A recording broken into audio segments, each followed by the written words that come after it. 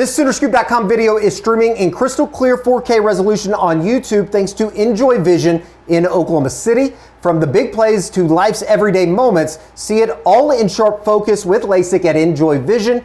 Enjoy Vision. This is where SoonerScoop LASIKs. Hello and welcome back. Eddie Radosevich, George Stoia here in the SoonerScoop.com studios on historic Campus Quarter. George, welcome back from wherever you've been. Here. I guess I was told that you were gone, but nope, I'm gone this weekend. I'll be gone this weekend. You'll be gone this weekend. Big bachelor party coming up. Big bachelor party. Very nice. Very nice. Well, okay. Gonna go hang out with Arch Manning. Yeah, you were going to say Steve Sarkisian, but that's not very proper to say, is it? No. All right. Very good. Well, welcome back. Is Greta Thunberg going to make it to the bachelor party? She's back in the States or something like that. Doubtful. Not in Israel. We know that. All right. Here we go. This is a little bit of a check-in because there has been a lot of staff news, right? Obviously, Oklahoma, Brent Venables football camps are underway. Josh McCuistion going to be back up in Norman on Thursday and Friday for day 3, day 4 coming up. We had it at the end of last week, obviously, with everything we kind of covered. Oklahoma picking up a pair of commitments coming out of the big recruiting weekend. Obviously, Bo Bentley news out there as well. We'll be dropping in and checking in with Josh at some point here on the SoonerScoop.com YouTube channel. You should be able to see that this evening, today being Tuesday, June 10th. But certainly some news from off-field kind of stuff with Oklahoma, and we wanted to get into it. I know that let's start here, and certainly some news that I think Oklahoma fans have had a lot of questions about, George. But first, before we do that, and I almost forgot, because it has been a minute, we've got to get back into the groove of things. Let us tell you about our good friends over at Rhoback, RHOBACK.com. Rhoback Activewear. There is only one way to describe Rhoback: best fit, best feel. For those who aren't familiar with Rhoback, they are completely changed the game with their incredibly comfortable activewear. Got the Looper shorts right now. You can go to Rhoback.com, use the promo code Suitor20 as you saw on the screen there for 20% off. I know that we've been outfitted with Rhoback throughout the early portions of the summer, and it's definitely here. Yeah, I'm going to be wearing it down in Austin because it's super breathable, but it's the best, especially this time of year. I know you wear it going out and golfing. Absolutely. Well, yeah, and I do. And I was going to say, I'm glad that you're going to be wearing it down in Austin, keeping your clothes on. I'm sure Aaron will be happy about that. So thank you to our good friends over at Rhoback. Just go to Rhoback.com, use the promo code Suitor20 as you saw on the screen there for 20% off. All right, what we were saying was there was some news on Monday morning. We'll kind of work our way back through the week, just in terms of Oklahoma's hired a head athletic trainer. And I think that this is certainly big news considering you're coming out of a year where we've documented it. The injuries were out of control. Before we get to talking about Jonathan Gress, who's coming in from the New Orleans Saints, let's first kind of go all the way back into the end of the season, December, January, when Oklahoma did a little bit of an evaluation just in terms of what they're doing from an athletic department standpoint with the trainers. I would say, Eddie, this even goes back to September. Okay. Early last season, Joe Castiglione, as well as Robert Fulton, who's the associate AD of athletic medicine, as well as Dr. Greg Garn, who last summer maybe an underrated move, moved from a different university role to specifically helping with the athletic department. Kind of saw what was going on with football and the absurd amount of injuries that they were having, especially early in the season, and said, "Hey, we gotta look at are we doing something wrong? Is there something going on with our training staff?" And so they had a third party come in and kind of evaluate throughout the season and postseason. What's going on? Why is this happening? Is there something that they need to be doing better or differently? They spoke with a lot of NFL training staffs as well. And basically the assessment came back positive from my understanding that Oklahoma, it wasn't that Oklahoma was doing anything wrong, but there were some spots that maybe they could make some additions. And that was one of them, was having the head football trainer, which, to be clear, they've had, a trainer kind of in this position. Previously they didn't have this exact title, so it's technically a new position, but, somebody with the experience that Jonathan Gress has, coming from not only the New Orleans Saints over the last, however many years. I think he's been there since 2018. Since 2019, he's been the director of rehabilitation, specifically helping guys get back onto the field. Not only, helping guys prevent having injuries, but also getting them back out there. He also spent time with the Miami Dolphins, got his start, I believe, at Arizona as a trainer, got his master's from Oklahoma in 2008. I know there's been a lot of people. He's from Norman. Undergrad at Oklahoma, right? And then I think he also was at Texas Tech. I think he also got his I think he got 2 masters. I didn't know you could do that. Yes, That's an area of education that I did not reach. I believe he got his master's at OU in physical therapy. Okay. And he also got a master's in athletic training at Texas Tech. So he has 2 masters, both of them in athletic training area. So essentially this assessment came back in a way that's like, hey, maybe you could make these additions to your staff. So nobody's been fired at Oklahoma. Nobody's been let go. There's been, I think, maybe a couple trainers possibly leave just to go to different jobs. Sure. But this is something that they thought was necessary. And the other position, Eddie, which I also find fascinating, the way that it's been relayed to me, and this one hasn't been filled yet, but I'm told that it will sometime this summer, very soon, is this return to play specific trainer. And this person will be essentially, I think, help streamline the process of getting guys back on the field. And I think one thing Oklahoma ran into a lot last year, and what a lot of schools are running into, is a lot of these players, especially the top, guys, higher end players, they have their own personal trainers. They have their own personal doctors in some ways. Starting to see these people. I mean, it's not uncommon to see basically a team around one person, right? Like a social media team. You have your personal trainer. You have your position trainer. It's incredible. And I think something they ran into a little bit last year was sometimes that personal trainer had a different opinion than maybe the trainers that OU has inside their program. And I think that these 2 hires are supposed to help with that, maybe make the communication easier.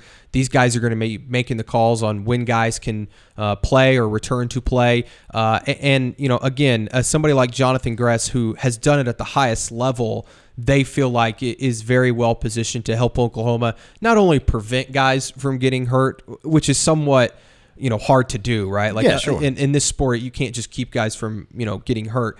But I think the more concerning thing was, why weren't guys getting back? And I think Oklahoma realized that they were attempting to be proactive in this assessment. And let's be honest, this isn't something that, like, all of a sudden, or it is something that all of a sudden became a problem. Like, it wasn't for the last 20 some years. Oklahoma hasn't had this, massive injury problem, right? And Scott Anderson retired in 2022. You saw kind of a bit of a different direction in terms of who's in charge of the football training staff. I think that, not that was bad, but I think things were different. And I think that they're hoping that this can kind of get them back on track. It should be interesting. It doesn't mean that they're going to go without injuries for the entire 2025 season. I think that anybody that has followed the sport of college football or just college athletics or any kind of athletics as a whole probably realizes that going in. But at least it does seem like there is a little bit of a plan here. Well, and there was, not to say that there wasn't a plan a year ago, but maybe a little bit more overhead. Well, and I think the big narrative, and we didn't really know about this. OU kept this pretty well under wraps, but there was a lot of talk last year. Like, well, what is OU doing to fix all this? Why aren't they, making changes? Why aren't they, having new hires or whatever? Well, they are. Like, they have been. They saw what happened last year. They said, the quote that I had put in my story when I reported this was that there was the amount of injuries we sustained could not be ignored. And, that comes from people inside the program. And I know, talking to Brent down in Destin, as well as Joe Castiglione, like, this is something they kind of hinted at, saying, hey, we know that injuries were an issue last year, and that can't, be a problem again this year. It's such a pivotal season. And so I think you have to, as much as last year was frustrating and obvious that Oklahoma maybe needed to change things or have a different process, I think you have to commend OU for at least going out and making these big of a hire. I think that we remember that, remembering back to Tuesdays last year with Brent, there was nobody more frustrated with the situation at hand than the head coach that, we would ask, is such and such going to be available this week?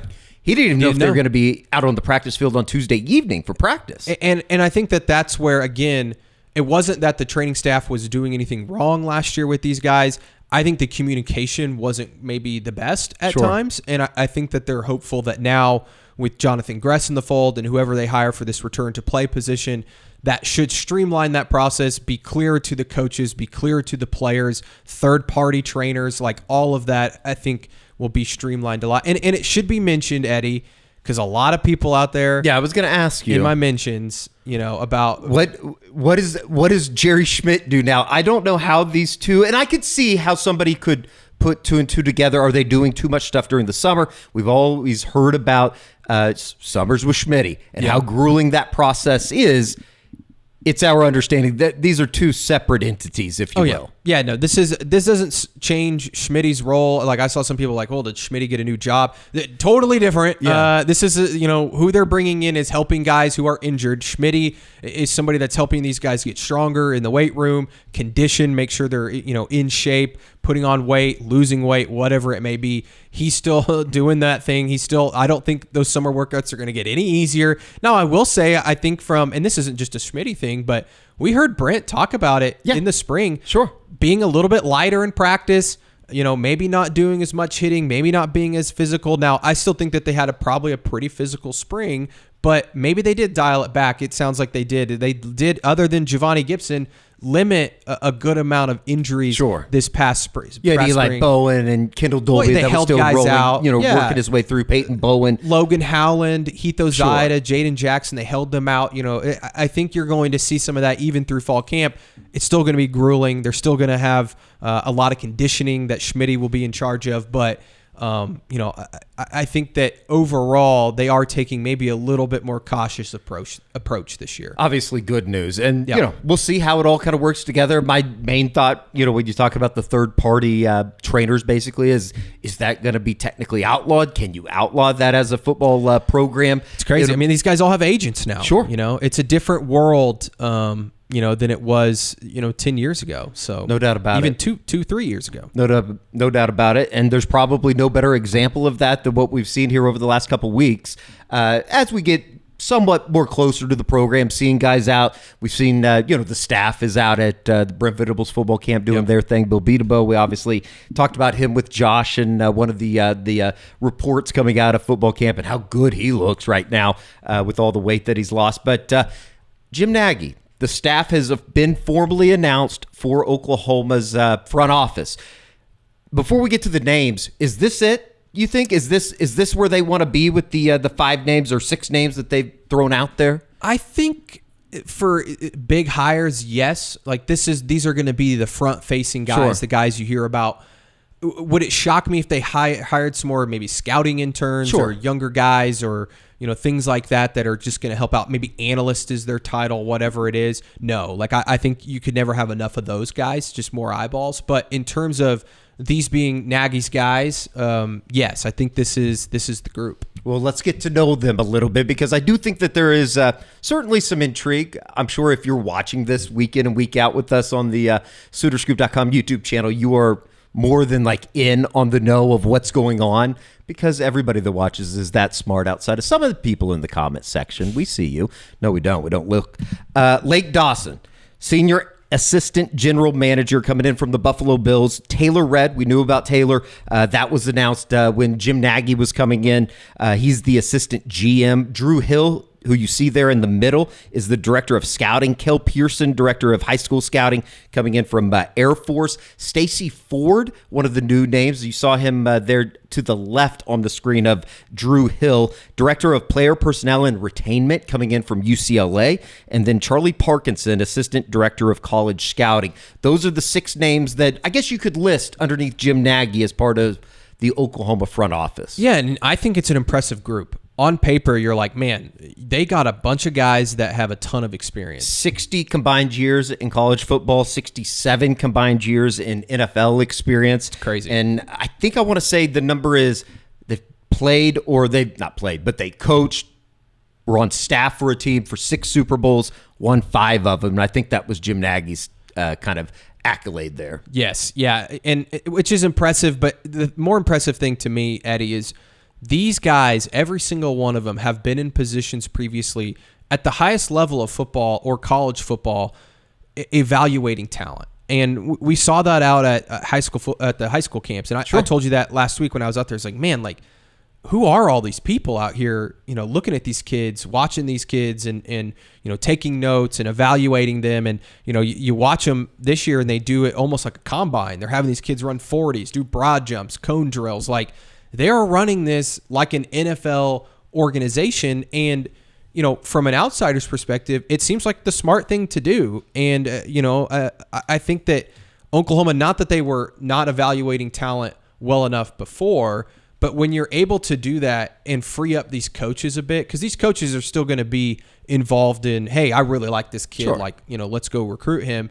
But when you can have guys already identify maybe a group of players and then say, hey, go pick, out of that group, I think that's only going to be beneficial. And again, you get somebody like a Lake Dawson who was out there the other day, he's got 20 plus years of NFL experience scouting. Like 25 years. That's crazy. In various NFL scouting and front offices. Taylor Redd as well. He's a young guy, the assistant GM. He has a long history of 6 years with the New England Patriots scouting department, first as a scouting assistant and then as a Northeast and Midwest area scout 2020 to 2024. And I want to say he did some college before that as well. Wake Forest, where he player personnel kind of got into the college football realm. Yes. And even, Cale Pearson, obviously a local guy from Oklahoma, from the Tulsa area. He was the GM of Air Force. And I know some of you be like, oh, GM of Air Force. But what he had to do there in terms of identifying not only good football players that maybe were underrated, but great people, right, to serve in the U.S. military. I think that he's a good addition. Stacey Ford, he's been working in college for a long time, but his first gig in this kind of area was with the Raiders. He was a scouting intern right out of college with the Raiders, which tells you how good he is. And even Charlie Parkinson, who worked with Jim Nagy at the Senior Bowl, as well as the 33rd team, which a lot of people probably don't know about the 33rd team, but it's former GMs, scouts that kind of run almost like a media company explaining football and things like that. So I think on paper, Eddie, this staff is extremely impressive. I think it's going to be fascinating to watch how it plays out. And really, we won't know the benefits of this or the fruits of their labor for probably a year or two, right? In terms of high school recruiting, who they're bringing in. I think even camps next year will look totally different than they do this year in terms of the talent they're having come out to these camps. The transfer portal, what does that look like? How they attack that? Who's kind of directing all of that, and just roster building. We might have saw a little smidge of how they want to operate in the portal during this last cycle. Yep. Jim Nagy obviously was in charge of this first run, if you will. And look what they did without all these other guys on staff. That was just Nagy and Taylor I just Redd. go back to what we talked about with Andy Staples and Ari Wasserman, just in terms of the ability to go out and get somebody like a Jaden Knott that I think we all agree probably maybe ends up at Oklahoma. It would have been a much tougher race. He might have taken a trip to Austin had somebody like a Jim Nagy not been in place. Yeah, it's crazy too, Eddie, to see how is this coaching staff and this front office, how do they mesh? Sure. Because that's the number one question. I think when either of us go on any of the national shows right now, there's a lot of intrigue into what Oklahoma is trying to do right now because it hasn't been done to this extent from a front office standpoint. And I think anytime that a blue blood program like Oklahoma gets, maybe for the first time in a minute, little proactive in terms of what they're trying to do ahead of everything else that came with the House settlement, that I think that it's going to be rather interesting, like you said, to see how they work together.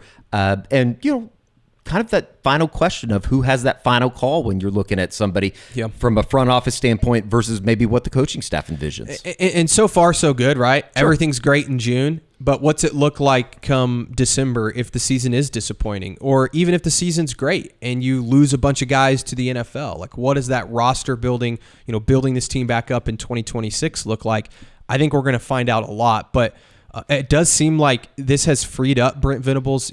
I spoke about that, when I was down in Destin, and Brent told me that straight up, that he's kind of been able to take a step back and just focus on coaching, which I think is what Brent's best at, right? We've talked about that. Sure. Brent is best at coaching football, X's and O's. We've seen what he's been able to do on the defensive side of the ball and even recruiting and allowing him to, again, he's still identifying players that he wants to go after, but maybe it's a lot easier now and say, hey, Brent, we really like this guy. We think you should recruit him. Brent okays it, by looking at the film or whatever, and then he can go build that relationship that we know him and his staff have been extremely good at, right? No doubt. They've been really good at building those strong relationships. You saw that with the David Stone saga. Sure. So I think that this all in theory looks great. And now you just kind of have to wait and see how is it all going to play out. And now the wait begins. We should also say on Stacey Ford has the relationship. I know that we had talked about when he was hired initially when it was put out there. He has that relationship with Ben Arbuckle, obviously, on the offensive side of the football, coming over from Pullman, where they worked together for a couple years. Which is great. And I think his title is really interesting. Director of Player Personnel and Retainment. And that's something that we've heard a lot about. They want to retain their best players. And you hear that in every college football program. You don't want to lose guys. And in the transfer portal era, you're going to lose guys every year. But you saw Oklahoma this year. There weren't a ton of guys that you're like, man, I can't believe they lost that guy. Sure. Like you can't. That was a guy you just can't lose, right? There's maybe a couple, but really, I think they did a good job. Some of that stuff might have to go back to the way that things were handled from the trainer side of things, or from the athletic training staff side of things, right? Like a Nick Anderson probably comes to mind most specifically. 100%. And now you have this staff that you hope can keep that together. Things like that maybe don't happen in the future. I think that again, getting to know these guys, out there at the high school camps, I think will be interesting, and just seeing how they operate. A lot of these guys are super young. I mean, you look at this, other than Lake Dawson, all these guys are, I would probably say in their 30s, 40s. Sure. I mean, Charlie Parkinson, I think he's probably my age. He's in his 20s. Drew Hill, and that's the other thing. Keeping Drew Hill, around, I think is really good. We know that he's been a pivotal part of this program. Been here for 12 years now. It's crazy. Before Brent got here. I mean, he's been a huge part of building this thing. He knows the state extremely well. He knows the program, which I think is valuable. When you want to bring in new guys, right? Sure. Especially when this thing hasn't been great. You want to bring in some new blood. But I also think it's important to keep some tradition or somebody that really understands the ins and outs of this thing, and that's Drew Hill. And no doubt about it, Jonathan Gress, having gone to Oklahoma for undergrad, grew up in Norman at Norman High School, certainly knows about the monster that his mom. I didn't realize his mom, I was told yesterday, his mom, I think was pretty high up in the engineering school at OU as well. Really? Yeah, she worked there. So we're going to need to get Jonathan Gress by the studio sometime. That'd be talk awesome. About if he remembers going to the diner, maybe some of his favorite Norman eateries. Midway. I'm sure he's been to Midway once or twice. Yeah. Rest in peace to Carey. What? God, I didn't even have to say it. Aussies. The place rocks. Or it did rock. Awesome. It did rock. Rest in peace. Until it was taken away. Taken away from us far too young. All right, that's going to do it. That's a little bit of an ins and outs. I will say, in terms of the staff, some of the off-field stuff that has been going on here in this first week of June. Yeah, and I want to just add Board of Regents on Thursday. I expect the main stuff to come out of that will be these guys officially being hired. They'll be on there. I don't know if their salaries will be on there. If they are, obviously, they'll be on SoonerScoop.com, as well as I'm sure I'll get Joe Castiglione and Joe Harris's thoughts down there on the house settlement that just got done. It's going to be interesting. I know that somebody was asking me about it yesterday, and I think it's been pretty out there. I think Joe Castiglione's talked about it, even with you, George, just in terms of the allocation of the $20.5 million. A lot of that's going to go to football. There's no doubt about that. Yeah, I would say the majority. Okay. People will be happy about that. For George Stoia, I'm Eddie Radosevich. Make sure you check out the recruiting report today. A big one coming up. Noah Best and Matthew Nelson both commit to Oklahoma, coming out of the big official visit weekend with 16 guys in town, including Bo Bentley, who not committed, but... Breaking news as we're sitting here, cornerback Derek Johnson has committed to Oklahoma. All right, so that's 3 coming out from Make the sure weekend. to tune into the recruiting report. No doubt about it. Well, we will catch up with Josh McQuiston, and that will be posted here on the SoonerScoop.com YouTube channel on Tuesday night. For George, I'm Eddie. We'll see you next time right here on the SoonerScoop.com YouTube channel.